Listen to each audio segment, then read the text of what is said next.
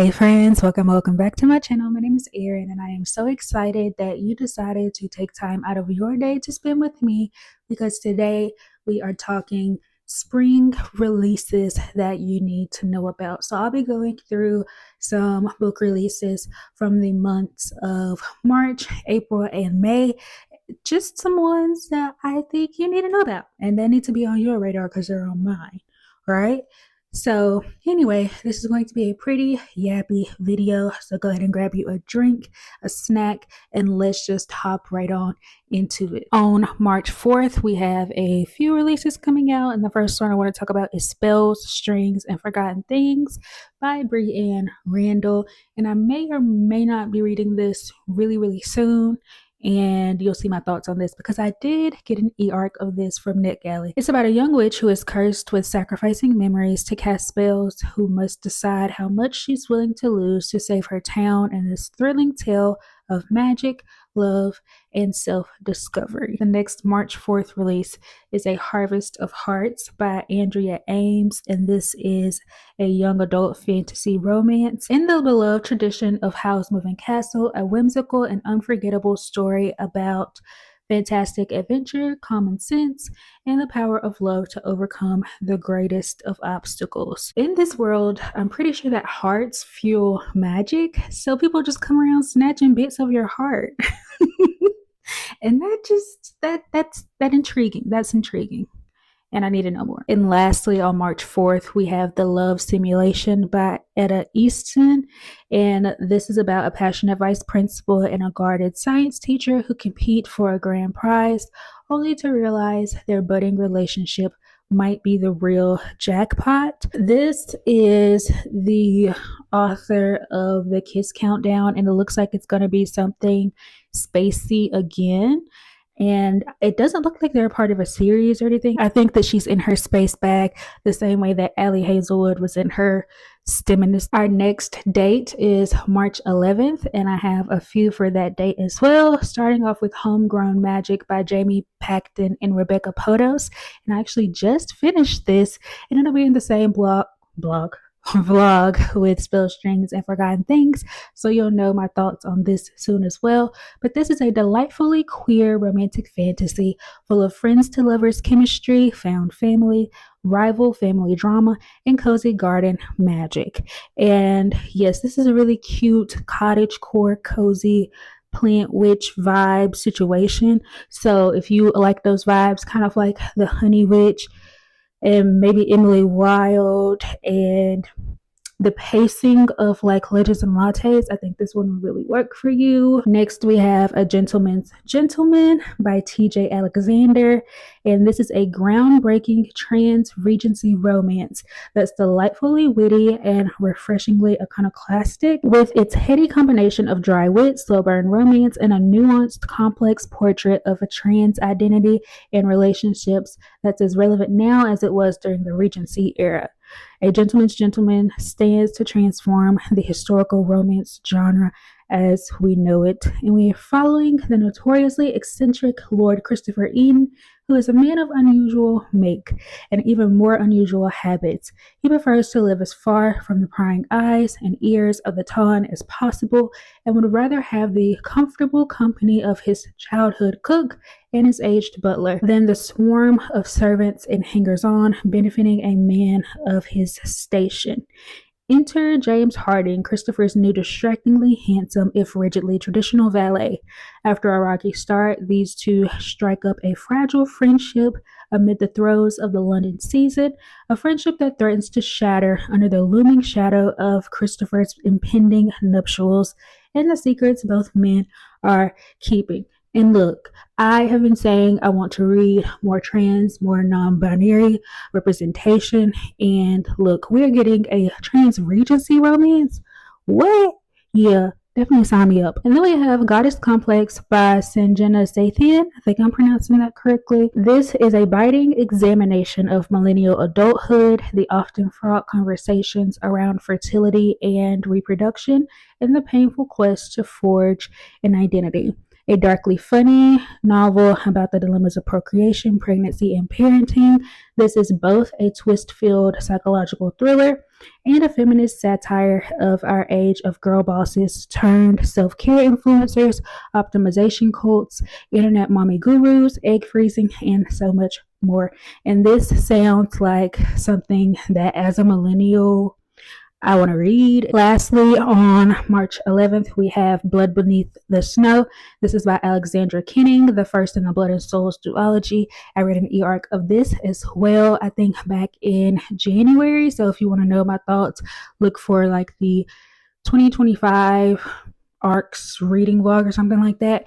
But this is a romantasy, and in this we follow a rebellious princess who must compete to the death against her siblings for the crown to ensure justice while fighting her feelings for her country's most powerful enemy. And this features a masked man. I know that trend is on the rise. It might not have necessarily been my thing, but I do think a lot of people will pick this up and will enjoy it, so that is why it is on this list. Moving on to March 13th, we have the Strawberry Patch Pancake House, and this is by Lori Gilmore. This is the fourth book in the Dream Harbor series that started with the Pumpkin Spice Cafe, and this one is the spring romance, and we will follow Archer, who we've met before, and the tropes for this are listed as single dad, forced proximity, slow burn, found family, one bed, and it looks like it will be with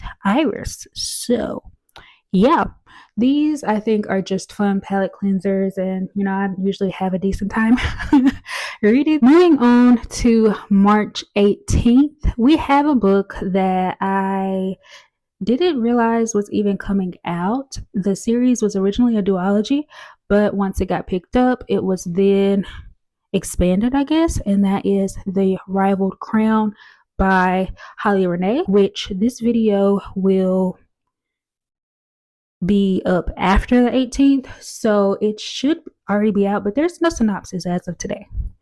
As of today, when I'm filming this, which is the week of, there's no synopsis. So I don't know if this is actually going to happen or if they're just saving the synopsis, but be on the lookout for any news about this release. Also on the 18th, we have One in a Million by Beverly Kendall. One in a Million is a fun celebrity rom-com with a poignancy of Abby Jimenez and a modern twist on Surprise Baby for fans of Jasmine Guillory. She's got everything planned, including when she'll have kids, that is, until a mix-up at the fertility clinic where her eggs are stored puts the cart before the horse. Oops. Whitney suddenly has a daughter whose biological father is reluctant to share her. Sounds messy to me. And the last March release that I want to mention comes out on March 25th, and that is Just Our Luck by Denise Williams. A lottery ticket plus donuts equal love in the steamy new fake dating romance. Who needs love? Not Sybil Sweet, after years of bouncing from job to job in search of something that feels right, and from man to man in search of something special, Sybil is embracing her role as the directionless, floundering member of her family. Kieran abandoned his dreams of becoming a doctor to take over running his family's bakery, and he's exhausted and broke. But when a whirlwind of a woman sweeps in late one night, flirty energy gives way to more, until she's running out the next morning, leaving behind her winning lottery ticket. Lucky for Kieran, his attempt to return the ticket looks like a grand romantic gesture and goes viral, sending sales through the roof. In an effort to keep the store afloat and to get Sybil's family off her back, they agreed to fake a relationship for 3 months. Even with hundreds of millions of dollars, finding each other might end up being the sweetest bit of luck for the both of them.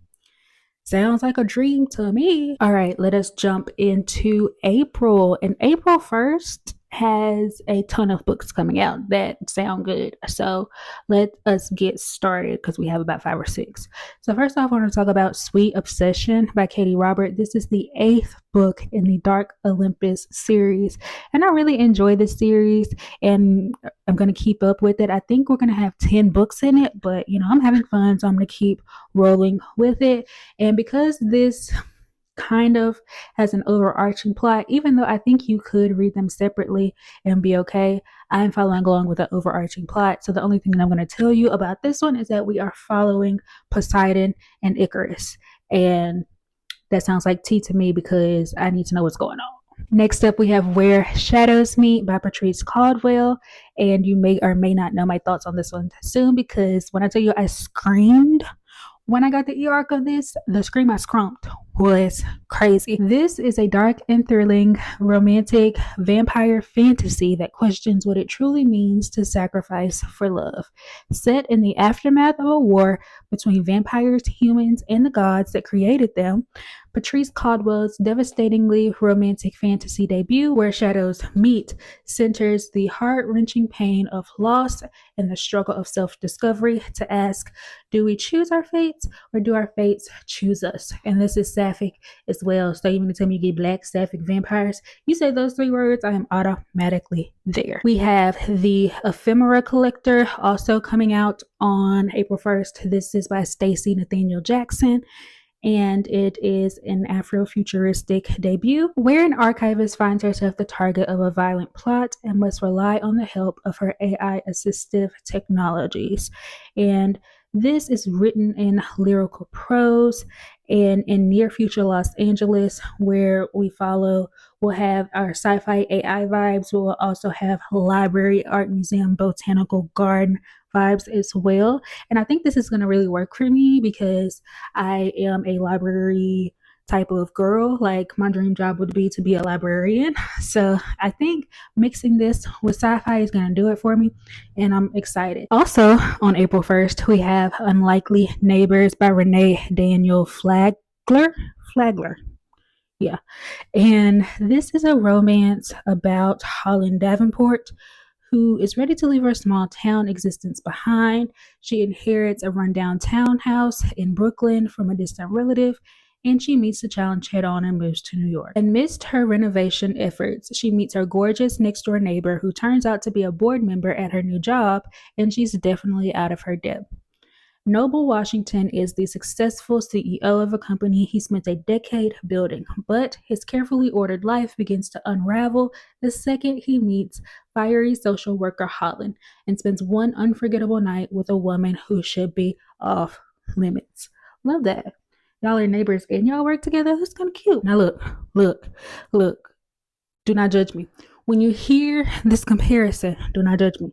It's not my fault. I didn't make the comparison, but I also wasn't scared away by the comparison. I was kind of intrigued. So yeah, don't judge me.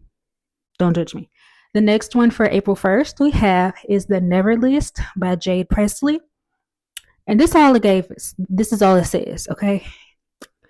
50 Shades of Grey meets Serpent in the Wings of Night in a Why Choose romantasy where one woman's quest to save her sister and the realm brings her to not one, but four power-hungry princes of chaos. Now look, they could have left the 50 Shades off. They could have left it off, all right? We're past the era where I sound country. I can't help it. But we are past the era where 50 Shades is a good comparison. It is very much a cringy one now. But look, they said serpent. They said serpent. And look, serpent is up there for me. Like, yeah. And then also, I like dabbling in Why Choose. I don't really know if it's my thing yet, but this just sounded good. It just sounded good. Whatever. And lastly, on April 1st, dang, we still here, is The Other Lotta by Carthana Ramisetti. And this is I wish I could talk.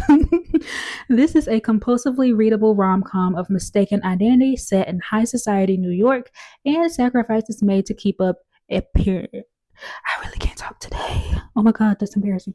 And the sacrifices made to keep up appearances.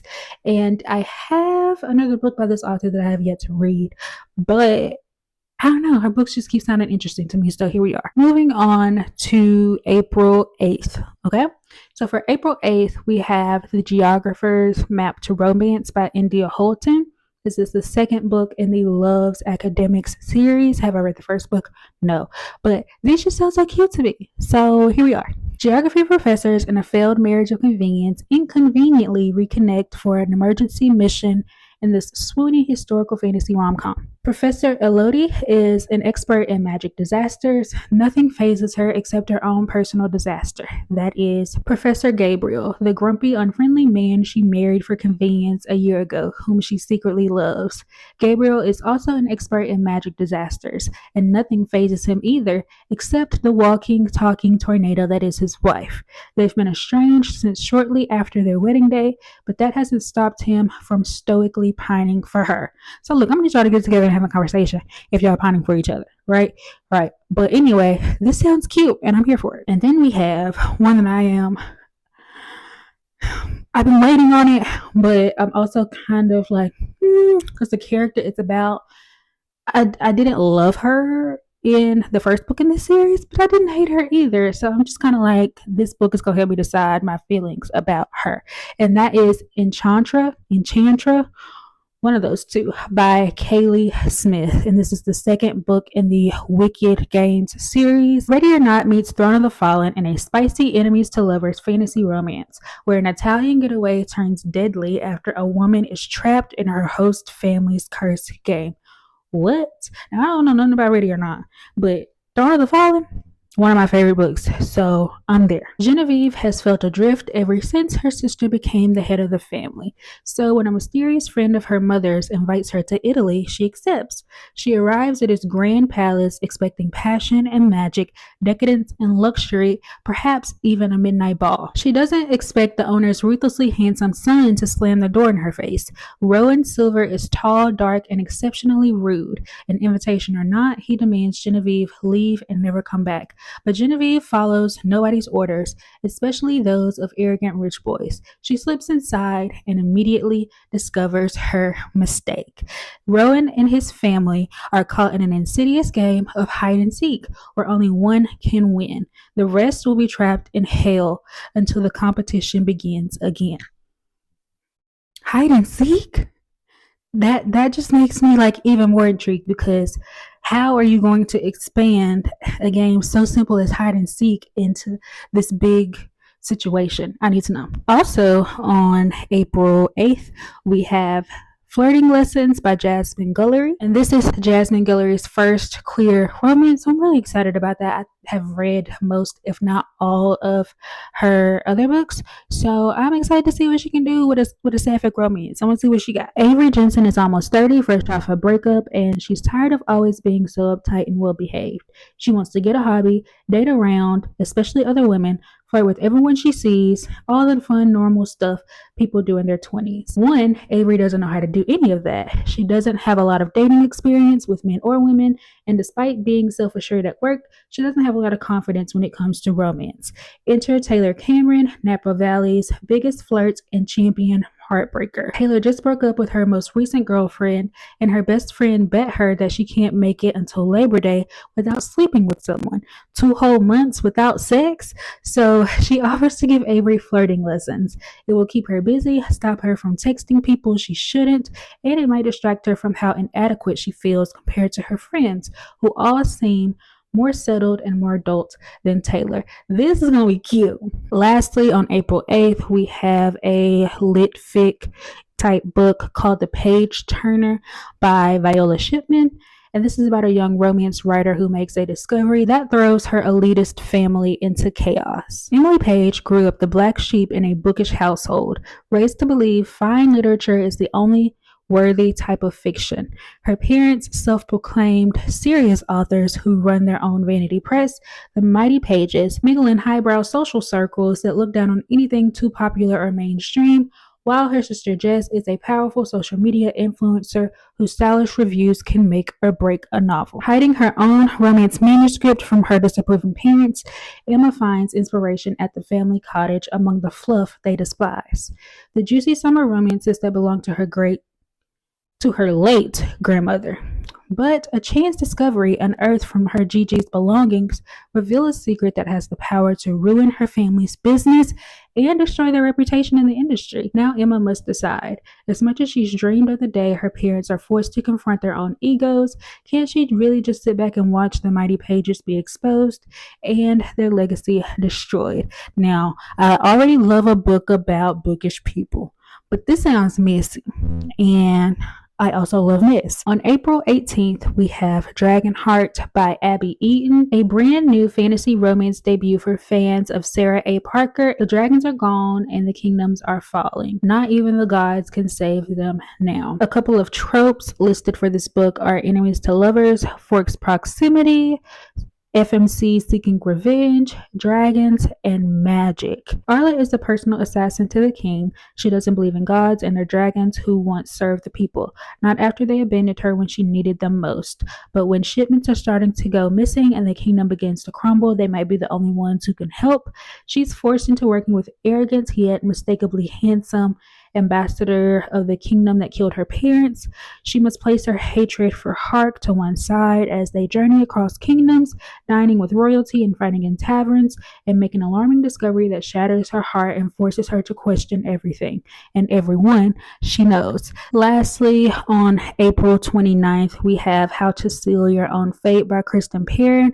This is the second book in the Castle Knoll Files series. Have I read the first book? No, but that's not the point. And this is a cozy mystery thriller type series. We'll be following Annie Adams, who is caught in a new web of murder that spans decades, returning us to the English village that holds layers of secrets. We'll be in two timelines, present day and in 1967. I'm not going to read the synopsis because I don't know if it's like interconnected standalones or if it's a continuing series. And since I have never read the first book, I won't spoil myself. Alrighty, friends, we're almost finished. We are now moving in to May, and our first day is May the 6th, and our first book will be Only Because It's You by Rebecca Fesia, and it's a charming and touching romantic comedy about two best friends, a marriage of convenience, and taking a leap of faith to land exactly where you're meant to be. Ms. and Cal. Ms. is not the marrying type. She's more than no strings attached kind. Cal is one of Mrs.'s best friends, an aspiring actor who moved to Toronto from Ethiopia and is on the brink of his big break.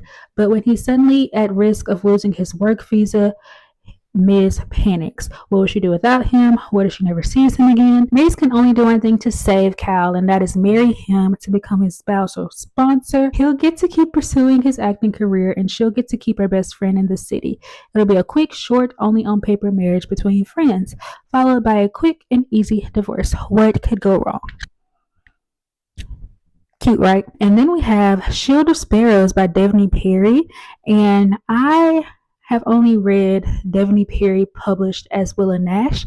That's also another one of her author names. So I've never actually read a Devney Perry book. If I do pick this one up, it will be my first. It's a swoon-worthy, spicy romantic fantasy filled with legends and monsters. It's The Witcher meets Cinderella, where a princess is chosen to fulfill the terms of an ancient treaty and finds herself traveling with an infamous monster slayer. Now, I am usually not a fan of Cinderella retellings. I don't know what it is, but every time I read a Cinderella retelling, I wasn't a fan. I wasn't. So, I'm hoping that this one might do it for me. I don't know. His Face is the Sun by Michelle Habes Kapoor. I am so sorry for butchering that. But this is the first book in the Throne of Katara. I think that's how you pronounce that. And this is an ancient Egyptian's Game of Thrones for YA readers. Perfect for fans of Leigh Bardugo. Yes, this says desire, war, magic, and monsters. A forgotten oracle will unite them against an ancient enemy. But who will be on the throne when the red dust settles? The pharaoh is wasting away from a mysterious illness, and forces in the south and within his own family are plotting against him. As rebellion grows and secrets flourish, an even more deadly threat emerges. An ancient evil awakes among the rolling dunes of the Red Land that threatens to destroy everything in its path. Four strangers, a princess, a young priestess, a rebel, and a tomb robber, are ripped from their lives and thrown into the conflict. Only together can they save the kingdom from destruction. When the bloodshed is done, who will sit on the throne? Say less. You had me at Game of Thrones, but then Egyptian Game of Thrones? Period. Lastly, for May 6th, yeah, we have Kiss Me Maybe by Gabriela Gomez.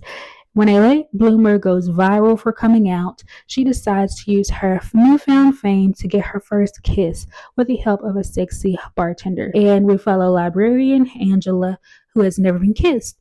But after posting a video about her late bloomer status and ace identity, she's finally ready to get some first out of the way, using her new influencer status to come up with a scavenger hunt idea in which the winner earns her first kiss. Angela realizes she may need some help to pull off the event.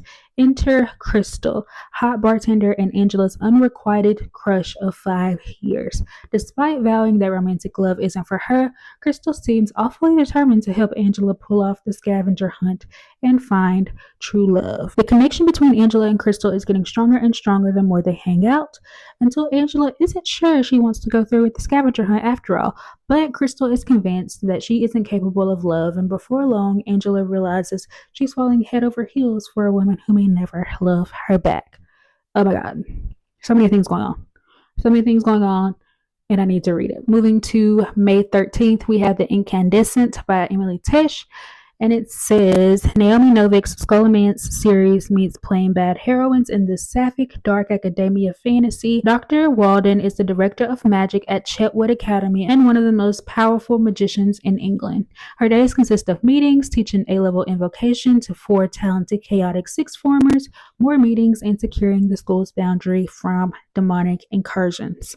Walden is good at her job. No, Walden is great at her job. But demons are masters of manipulation. It's her responsibility to keep her school with its 600 students and centuries-old legacy safe. And it's possible the entity Walden most needs to keep her school safe from is herself. We also have A Garden Wedding by Rosie Lee. One of the garden women must navigate a season rich with unexpected challenges in the follow-up to the Gardens of Eden, a heartwarming story about love, forgiveness, new beginnings, and what it takes to get there. I think this is a series of like interconnected standalones because I haven't read the Gardens of Eden, but I do plan on picking this up. I don't know if I'm going to read the other one before or not, but yeah. Martha Garden is a mess, and everyone in the Garden family knows it. A successful physician, Martha is usually the source of the Garden family drama, but her heart is in the right place sometimes. So the Gardens are pleasantly surprised when Martha mellows out after she begins dating O.G. Greenwald, one of the most eligible bachelors in town.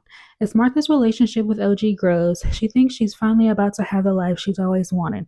But when Martha attempts to intervene in a health crisis in O.G.'s family, she draws the ire of O.G.'s mother, Eve, which jeopardizes everything.